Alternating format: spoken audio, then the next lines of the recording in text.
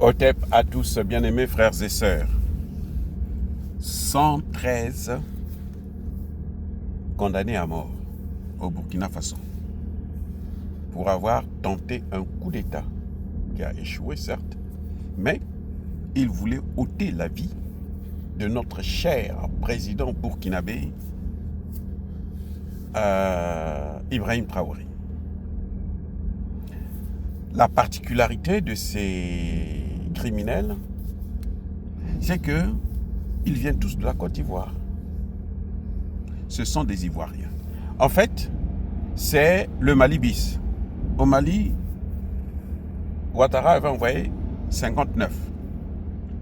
Et les 59 là ont été chanceux parce que le Mali les avait libérés. Et puis la communauté internationale a tapé sur les machins, sur les tables et tout, machin, tout ça. Au Burkina Faso, cette fois-ci, il n'y a pas la MINUSMA, il n'y a pas la communauté internationale.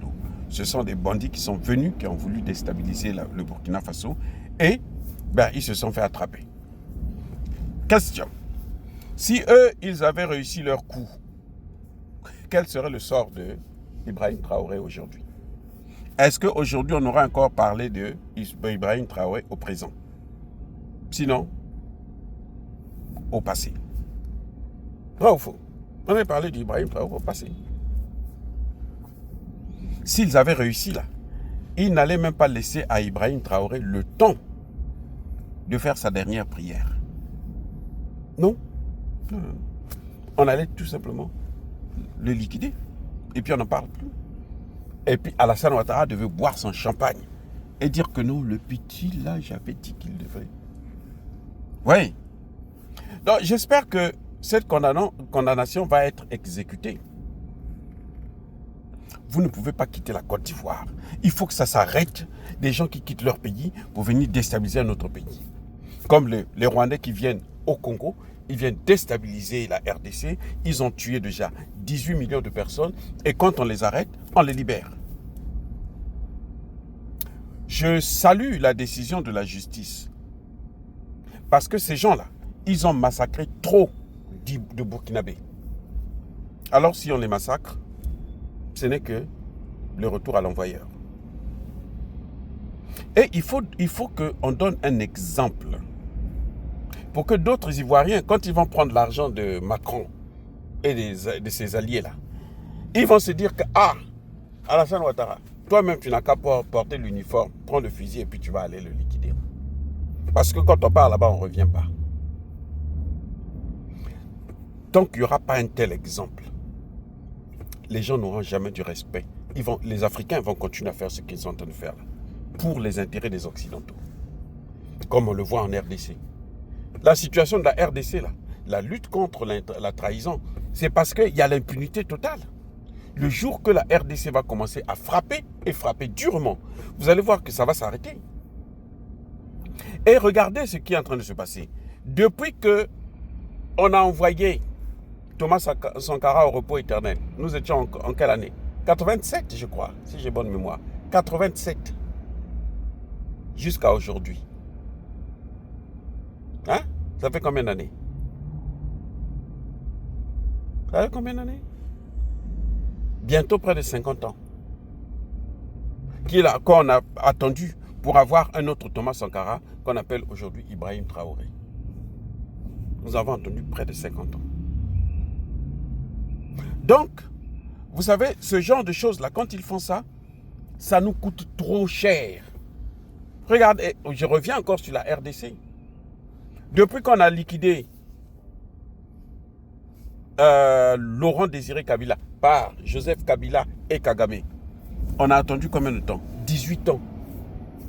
Pour avoir un semblant. Parce que Tshisekedi, ce n'est pas le top. Hein. Tshisekedi, ce n'est pas Ibrahim Traoré. Mais quand même, il essaie d'apporter une idée, une autre façon de voir les choses.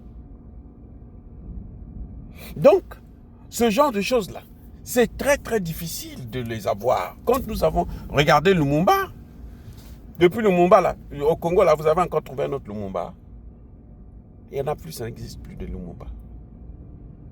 Parce que on ne plante pas des leaders charismatiques. on ne les crée pas. C'est Dieu seul qui sait. Et il ne les envoie pas tous au même moment. Il y en a qui essaient d'émerger avant même de sortir. Là. Les gens, là, quand ils voient que non, lui, là, il peut être... bon, allez, on les fasse. Donc, si nous avons un qui est en train de faire le travail, là, il faut le garder. C'est pour ça que j'ai dit, nous n'avons pas besoin de la démocratie. Nous avons besoin de bons dirigeants. La démocratie à l'occidental, ça ne nous apporte rien du tout. Au contraire, ça nous détruit, ça nous affaiblit. Donc, Ibrahim Traoré doit tout faire pour exécuter la décision de justice. C'est la justice, c'est le droit. Si la justice a dit ça, c'est comme ça. En Europe, là, en Occident, ici aux États-Unis, là, quand on dit la justice a dit, c'est fini. Il n'y a plus de débat là-dessus. Vous voyez les amis, c'est fini, il n'y a plus de débat. Alors pourquoi nous on va changer de choses? Pourquoi nous on va faire autrement? Il est temps qu'on puisse commencer à exécuter les décisions qui sont prises par la justice. Au lieu que le politique s'ingère pour dire non, non, non, amnistie, ce sont des machins, ce sont nos frères. Non, il n'y a pas de frères. Parce que eux, quand ils le font là, ils ne pensent pas que vous êtes des frères. On a laissé Kabila et Kagame faire ce qu'ils avaient à faire. Aujourd'hui, on compte 18 millions de Congolais qui ont été neutralisés. 18 millions. Mais le chiffre là, ça ne vous fait pas peur? Un peuple qui ne connaît pas son histoire doit savoir cette histoire va se répéter. Quand nous oublions que ceux qui nous ont colonisés, ceux qui nous ont pris en esclavage, ce sont ceux-là qui continuent à diriger nos pays. Eh bien, vous voyez comment nous en est en train de subir. J'espère ça va être exemplaire pour l'ensemble de l'AES, mais aussi pour l'ensemble du continent africain, pour que les Africains arrêtent d'aller servir les Occidentaux avec le sang des Africains. Que ceux qui seront tentés de le faire, qu'ils sachent que leur sang à eux, c'est celui-là que les Occidentaux vont boire, pas le nôtre. En tout cas, les amis, moi je salue la décision de la justice. Je pense que c'est ce qu'ils méritaient, puisqu'ils ont quitté la Côte d'Ivoire. Ils ont parcouru des dizaines ou des centaines de kilomètres pour venir déstabiliser, chercher à neutraliser un président qui ne leur a rien fait, qui ne leur a rien demandé. Traoré ne gouverne pas la Côte d'Ivoire. Traoré gouverne le Burkina Faso. Donc les Ivoiriens n'ont rien à voir avec Traoré. Ceux qui viennent pour l'emmerder, eh bien, tant pis pour eux. Voilà comment j'analyse cette question. Les amis, soyez bénis, abondamment bénis par le Dieu des Kémites et par nos ancêtres gélisés. Vive l'Afrique éternelle. J'ai dit et j'assume.